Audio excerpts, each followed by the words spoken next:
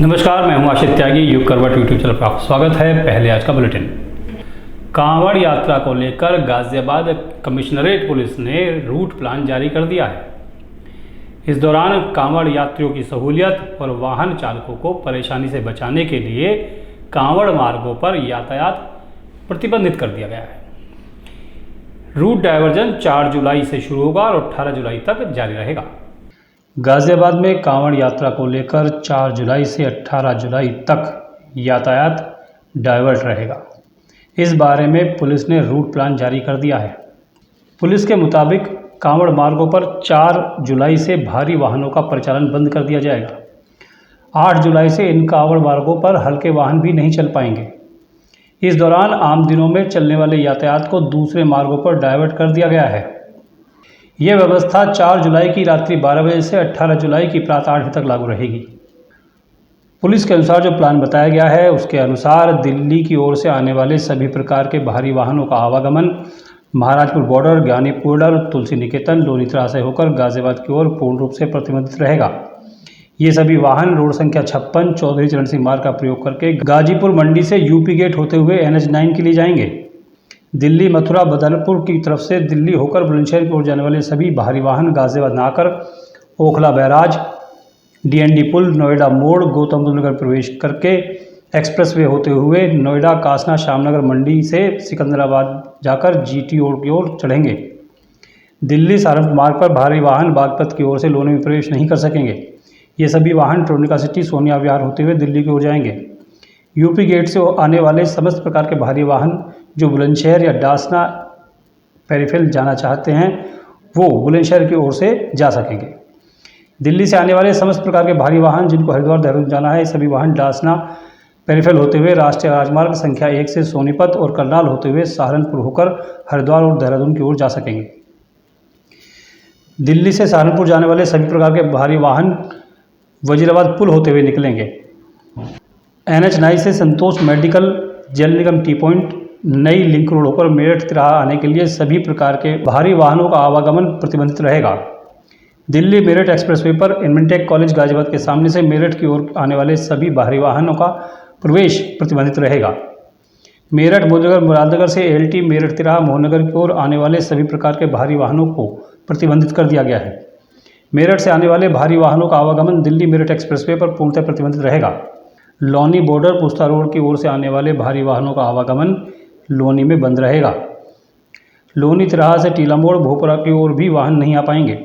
बुलंदशहर की ओर से गाजियाबाद होकर दिल्ली की ओर जाने वाले सभी प्रकार के वाहन गाजियाबाद में आकर श्यामनगर मंडी होते हुए कासना, ग्रेटर नोएडा से बुलंदशहर की ओर जाएंगे। लाल कुआं से अंदर शहर की ओर भारी वाहनों का आवागमन पूर्ण रूप से प्रतिबंधित रहेगा, परंतु दिल्ली मेरठ एक्सप्रेसवे और NH9 का प्रयोग करके दिल्ली की ओर जाया जा सकता है। गाजियाबाद पुलिस ने जो हल्के और मध्यम वाहनों के लिए प्लान बनाया है उसके अनुसार हल्के वाहन गाजियाबाद में मेरठ NH34 पूर्व में NH58 जाने वाली लेन अप लेन में 6 और 7 जुलाई की रात से 9 जुलाई की रात तक एक ही लेन में दोनों तरफ हल्के वाहन चलेंगे। 9 जुलाई से 18 जुलाई तक सभी प्रकार के वाहनों को प्रतिबंधित कर दिया गया है। मुरादनगर पाइपलाइन मार्ग, टीला मोड़, लोनी की ओर, इसी प्रकार टीला मोड़ की ओर से मुरादनगर पाइपलाइन की ओर 8 और 9 जुलाई की रात से 18 जुलाई की दोपहर तक हल्के वाहनों का आवागमन पूर्ण रूप से प्रतिबंधित रहेगा।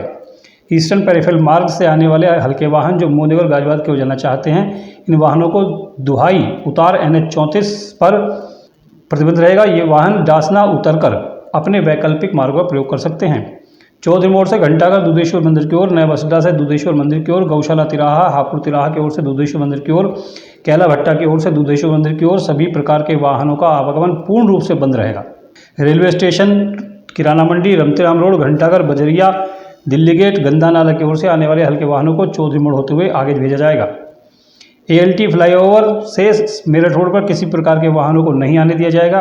इसी प्रकार संजय गीता चौक, भोपला मोड़, DPS कट, सिहानी चुंगी, पटेल नगर की ओर से भी कोई वाहन नहीं चल सकता। पुलिस के अनुसार दुधेश्वर मठ मंदिर में जलाभिषेक करने आने वाले श्रद्धालुओं के लिए कई स्थानों पर पार्किंग की व्यवस्था की गई है। पुलिस के अनुसार मेरठ तिराहा और हापुड़ चुंगी की ओर से आने वाले वाहनों के लिए सेठ मुगललाल और नवी मार्केट, लालकुआ की ओर से आने वाले वाहनों के लिए रामला मैदान, विजयनगर गौशाला की ओर से आने वाले वाहनों के लिए चांदमारी मिलिट्री ग्राउंड और HHKM इंटर कॉलेज में पार्किंग बनाई गई है।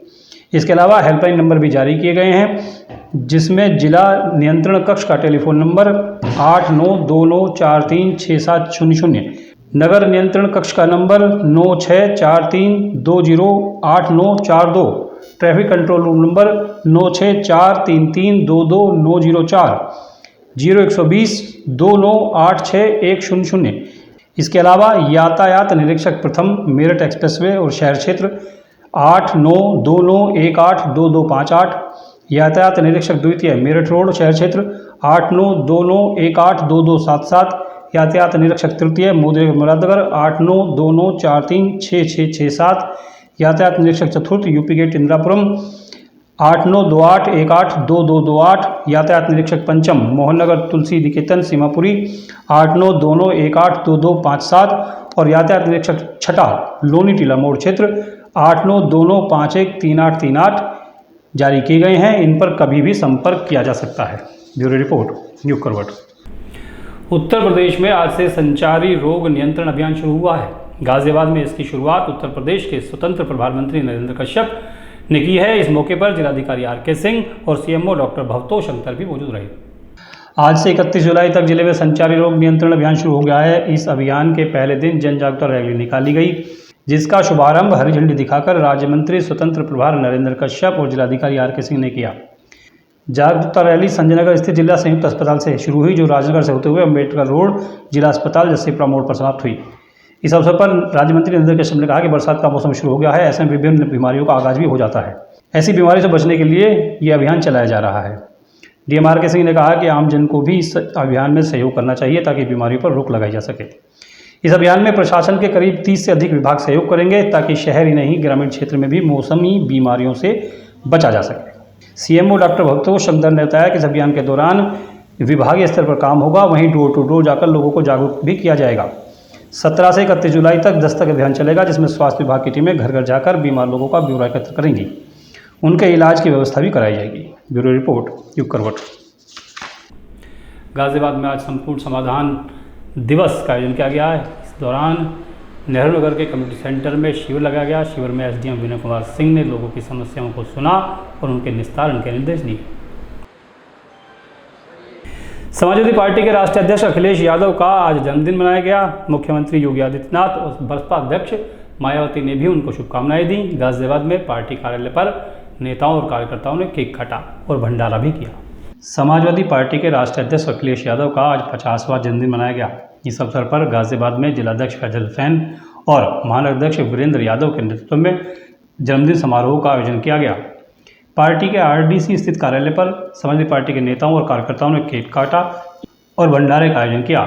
इस अवसर पर पूर्व MLC राकेश यादव, लोकसभा प्रभारी प्रमोद त्यागी, अमन यादव, नाहर सिंह यादव, रमेश चंद एडवोकेट, मनोज पंडित, प्रेमचंद गुप्ता, राजन कश्यप, राशिद मलिक, राहुल चौधरी, शहजाद, इमरान रिजवान, धर्मवीर डबास, मधु चौधरी, आकाश अग्रवाल, देवव्रत धामा, सिकंदर यादव, राजदेवी चौधरी, संजीव चौधरी, ऋतु खन्ना, दीपक त्यागी आदि मौजूद रहे। ब्यूरो रिपोर्ट, युग करवट। मोदीनगर के गांव खंजरपुर में गोलीबारी की घटना हुई है। यहां मेडिकल स्टोर से दवाई लेकर वापस लौट रही महिला को 2 लड़कों ने गोली मार दी। महिला का अस्पताल में इलाज चल रहा है। एक घटना के एक आरोपी को गिरफ्तार कर लिया गया है। सूचना मिली कि थाना मोदीनगर के खंजरपुर क्षेत्र में एक महिला जो कि मेडिकल की शॉप पर दवाई लेने के लिए रुकी हुई थी, वहां पर 2 पुरुषों चौनू और गौरव द्वारा उस पर फायर किया गया, जिसमें कि उस महिला के जांघ पर गोली लगी है और महिला को उपचार के लिए अस्पताल भेजा गया है, जहां पर उसकी हालत स्थिर बनी हुई है। इसमें तत्काल ही जो महिला है उसके परिजनों से तहरीर प्राप्त कर ली गई है और अभियोग पंजीकृत कराया जा रहा है। मोदीनगर पुलिस ने इसमें एक अभियुक्त जौनू को तत्काल ही गिरफ्तार भी कर लिया है। मुरादनगर के विधायक अजितपाल त्यागी का भी आज जन्मदिन मनाया गया। उनके राजनगर स्थित आवास पर जन्मदिन समारोह का आयोजन हुआ। यहाँ क्षेत्र के सैकड़ों कार्यकर्ता पहुंचे। उन्होंने अलग अलग तरीके से विधायक का जन्मदिन मनाया और शुभकामनाएं भी दी। रोटरी क्लब में हाल ही में नया अध्यक्ष चुना गया है। नए अध्यक्ष मानव सिंघल और मंडल अध्यक्ष परितोष गुप्ता की देखरेख में एक कार्यक्रम का आयोजन हुआ, जिसके तहत चौधरी मोड़ पुलिस चौकी के पास वाटर कूलर लगाया गया। लगातार 2 दिन से दिल्ली नगर निगम की वो गाड़ियां पकड़ी जा रही हैं जो गाजियाबाद में कूड़ा डालती हैं। खुद मेयर ने कल 3 और आज 2 गाड़ियों को पकड़ा। इस बारे में नंदग्राम थाने में एफआईआर दर्ज कराई गई है। थाना नंदगांव में नगर निगम के मुख्य स्वास्थ्य अधिकारी द्वारा एक एप्लीकेशन दिया गया है, जिसमें कूड़ा निस्तारण कंपनी जियोन द्वारा कूड़ा निस्तारण में हुई अनियमितता के संदर्भ में है। इस संदर्भ में तत्काल ही अभियोग पंजीकृत कर लिया गया है। आवश्यक कार्रवाई की जा रही है। नोएडा में थाना बिसरख पुलिस ने वाहन चोरी करने वाले गैंग का पर्दाफाश किया है। इस गैंग के 6 सदस्य गिरफ्तार किए गए हैं, जिनके कब्जे से बड़ी संख्या में चोरी के वाहन बरामद हुए हैं। इस गैंग के बारे में महत्वपूर्ण सूचना प्राप्त हुई, तो इसको जब पकड़ा गया तो ये कुल 6 अभियुक्त हैं। 6 अभियुक्तों में से 2 मूलतः जनपद बदायूं के हैं, 2 फिरोजाबाद के हैं और 1 शाहजहांपुर का है। लेकिन ये सभी यहाँ पर किसी न किसी रूप में किराए पर रह करके निवास कर रहे थे और ऑपरेशनल एरिया इनका ये था। जो 6 अभियुक्त पकड़े गए हैं, इनके अलावा एक बिट्टू है, मेन मुलजिम है, जो अभी भी हमारी पकड़ से बाहर है। जब हम उसको गिरफ्तार करेंगे तो निश्चित रूप से इस गैंग का जो और आपराधिक गतिविधियाँ हैं उनको और विस्तार रूप से हम बता पाएंगे और हम काफ़ी अच्छी बरामदगी पुनः कर पाएंगे। गाजियाबाद में हाल ही में बार एसोसिएशन का चुनाव संपन्न हुआ था। नई कार्यकारिणी का आज शपथ ग्रहण समारोह हुआ। शपथ ग्रहण समारोह में गाजियाबाद के जिला जज समेत दूसरे जज भी शामिल हुए।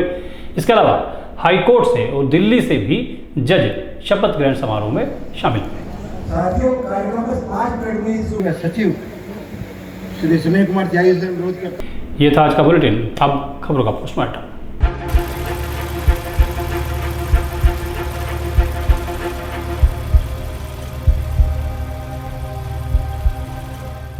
खबरों के पोस्टमार्टम की शुरुआत मैं एक बहुत अच्छी खबर से करना चाहता हूँ। संगीत एक जादू है, ये हम जानते हैं। आपका मन किसी भी परिस्थिति में हो, कितना ही उदास हो, विचलित हो, संगीत सुनकर शांत हो जाता है। कहीं ना कहीं ये भी सच है कि बांसुरी की धुन आजकल कम सुनाई देती है, लेकिन एक समय था जब बांसुरी की धुन पर लोग झूमा करते थे। मैं जिनकी आज बात कर रहा हूँ उन्हें बांसुरी का जादूगर कहा जाता था। जी हाँ, बांसुरी के जादूगर थे पंडित हरिप्रसाद चौरसिया, जिनका आज जन्मदिन है। पंडित हरिप्रसाद चौरसिया का जन्म 1 जुलाई 1938 को प्रयागराज के सेनिया घराने में हुआ था। इनके पिता का नाम छेदीलाल चौरसिया था, जो शुरू से ही इन्हें पहलवान बनाना चाहते थे। इसके लिए इन्होंने कुछ समय के लिए ट्रेनिंग भी ली। इसके साथ ही इन्होंने शॉर्ट हैंड भी सीखी थी। इसके बाद भी इनका मन संगीत में दबा रहा। पंडित हरिप्रसाद अपनी और परिवार के इच्छाओं के बीच फंसे हुए थे। इसके बाद अचानक एक दिन उन्हें उम्मीद की किरण दिखाई पड़ी। उनका परिवार संगीत से बहुत दूर था, लेकिन पड़ोस से आने वाली धुन उनको अपनी ओर खींचती थी। पंडित हरिप्रसाद के दोस्त बताते हैं कि एक दिन उन्होंने किसी बच्चे से बांसुरी मांगी, उसे बजाने लगे। उस समय इन्होंने कहीं से भी बांसुरी बजाने की ट्रेनिंग नहीं ली थी, लेकिन बांसुरी की धुन ऐसी बजी कि लोगों के दिल में समा गई। पंडित हरिप्रसाद ने जिस दौरान ये धुन बजाई थी, उस समय माघ मेला लगा हुआ था। पड़ोसी जो मशहूर संगीतकार थे राजा राम, वो भी मौजूद थे। उन्होंने हरिप्रसाद को इस तरह बांसुरी बजाते देखा। वो हैरान रह गए। उन्होंने ठान लिया कि वो हरिप्रसाद को ट्रेनिंग देंगे। यहाँ से पंडित हरिप्रसाद का संगीत का सफ़र शुरू हुआ। पंडित राजाराम ने हरिप्रसाद को ट्रेनिंग दी और आज के समय में हरिप्रसाद और बांसुरी एक दूसरे के पर्याय हैं। जिस दौरान राजाराम ने हरि को ट्रेनिंग देनी शुरू की थी, उस वक्त उनकी आयु मात्र 13 वर्ष की थी। ट्रेनिंग लेने के बाद उनके जीवन में कई बड़े बदलाव आए। उनकी बांसुरी की आवाज़ दूर दूर तक पहचान बनाने लगी। इस दौरान उन्होंने संगीतकार अन्नपूर्णा देवी से भी ट्रेनिंग ली। अपनी कला से मिली प्रसिद्धि के बाद हरि को आकाशवाणी प्रयागराज में कार्यक्रम मिलने शुरू हो गए। 1952 में आकाशवाणी के साथ उन्होंने करियर की शुरुआत की। बांसुरी में महारत हासिल होने के बाद लोग उन्हें सम्मानपूर्वक पंडित जी कहने लगे। आकाशवाणी में नौकरी करने के साथ ही उनका जीवन की एक बेहतरीन शुरुआत हुई, क्योंकि फिर वो मुंबई चले गए। वहाँ उन्होंने संतूर के सबसे बड़े वादक शिव कुमार शर्मा के साथ जोड़ी बनाई। चांदनी, डर, लम्हा और सिलसिला जैसी बड़ी फिल्मों में उन्होंने अपनी प्रस्तुति दी। इस कला के लिए पंडित हरिप्रसाद चौरसिया को 1984 में संगीत नाटक अकादमी, 1992 में पद्म भूषण, कोणार्क सम्मान, 2000 में पद्म विभूषण, हाफिज अली सम्मान भी मिला। इसके अलावा उन्हें फ्रांसीसी सरकार का night of the order of arts and letters पुरस्कार, ब्रिटेन के शाही परिवार की तरफ से भी उन्हें सम्मान मिल चुका है। संगीत की दुनिया से सेना की दुनिया की तरफ चलते हैं। हमारे देश में सैनिकों ने कई युद्ध लड़े हैं और अपनी बहादुरी का लोहा भी मनवाया है। मैं उस वीर सैनिक की बात करूंगा जिसको परमवीर चक्र मिला है, जिसने 1965 के युद्ध में अकेले ही पाकिस्तानी सेना को रुला दिया था। अकेले ही इन्होंने 8 पैटर्न टैंकों को नष्ट करके लड़ाई का पूरा रुख बदल दिया था। मैं बात कर रहा हूं वीर अब्दुल हमीद की, जिनका जन्म उत्तर प्रदेश के गाजीपुर जिले के धामपुर गांव में 1 जुलाई 1933 को हुआ था। बचपन से ही उन्हें भारतीय सेना का हिस्सा बनना पसंद था। इनके पिता पेशे से दर्जी थे। आर्मी का हिस्सा बनने से पहले वो अपने पिता की मदद करते थे। इसमें उन्हें खास दिलचस्पी नहीं थी। उनकी दिलचस्पी लाठी चलाना, कुश्ती करना और निशानेबाजी में थी। 20 साल की उम्र में अब्दुल हमीद ने वाराणसी में भारतीय सेना की वर्दी पहनी। ट्रेनिंग के बाद 1955 में 4 ग्रेनेडियर्स में उन्हें पोस्टिंग मिली। 1962 की लड़ाई के दौरान उनको 7 माउंटेन ब्रिगेड, 4 माउंटेन डिवीजन की ओर से युद्ध के मैदान में भेजा गया। शादी के बाद उनका यह पहला युद्ध था, जिस दौरान वो जंगल में भटक गए और कई दिन बाद घर लौटे। हमीद ने पत्ते खाकर खुद को जिंदा रखा, ये भी बताया जाता है। 8 सितंबर 1965 को अब्दुल हमीद पंजाब के तरन तारण जिले में केम कपंज सेक्टर में तैनात थे। युद्ध के 10वें दिन पहले ही वो छुट्टी पर अपने घर गए थे। इसी बीच पाक की ओर से तनाव बढ़ने लगा। सभी जवानों की छुट्टी रद्द करके वापस बुला लिया गया। कहा तो ये भी जाता है कि वापसी के दौरान कुछ अपशगुन देखकर परिवार के लोगों ने उनसे जाने के लिए मना किया था, लेकिन उन्होंने किसी की बात नहीं सुनी। पाकिस्तान ने उस समय अमेरिकन पैटर्न टैंकों से खेमकरण सेक्टर के असल उताड़ गांव में हमला किया था। उस समय ये अमेरिकन टैंक अपराजय थे। ये कहा जाता था कि इन टैंकों को कोई जीत नहीं सकता, इनको नष्ट नहीं किया जा सकता। अब्दुल हमीद की जीप 8 सितंबर 1965 को सुबह 9 बजे चीमा गांव के बाहरी इलाके में गन्ने के खेत से गुजर रही थी। इसी दौरान उन्हें टैंकों की आवाज़ सुनाई दी। कुछ देर में टैंक दिखने भी लगे। इसके बाद अब्दुल हमीद ने गन्ने के खेत का फ़ायदा उठाया और वहीं छिप गए। वो इंतजार कर रहे थे कि पाकिस्तानी टैंक कब उनकी रिक्लाइस जो गन थी उसकी रेंज में आए, वो दुश्मनों के टैंक को मिट्टी मिला दे, और ऐसा हुआ भी। अब्दुल हमीद के साथ ड्राइवर की सीट पर उनका एक साथी मौजूद था। उनके साथी ने बताया कि जैसे ही टैंक उनकी रेंज में आया, उन्होंने फायरिंग करते हुए एक साथ 4 पाकिस्तानी टैंकों को ध्वस्त कर दिया था। 3 टैंकों को ध्वस्त करने के बाद अब्दुल एक और टैंक को निशाना बनाने जा रहे थे, तभी पाकिस्तानी सेना की उन पर नज़र पड़ गई। इसके बाद पाकिस्तानी सेना ने चारों ओर से घेर कर फायरिंग शुरू कर दी। हालांकि इसके बाद भी अब्दुल डटे रहे और पाकिस्तानी सेना की 8वीं टैंक को भी ध्वस्त कर दिया। चारों ओर से निशाना बनाए जाने के कारण वतन के वीर पुत्र ने अपनी ज़िंदगी की कुर्बानी दे दी। अब्दुल हमीद के इस अदम्य साहस और वीरता के लिए मरणोपरांत उन्हें परमवीर चक्र से सम्मानित किया गया। वीर अब्दुल हमीद की बहादुरी के किस्से अमेरिका तक भी पहुंचे। अमेरिका हैरान था कि उनके अजय कहे जाने वाले टैंक को एक साधारण सी दिखने वाली रिक्लाइस गन से कैसे ध्वस्त कर दिया गया।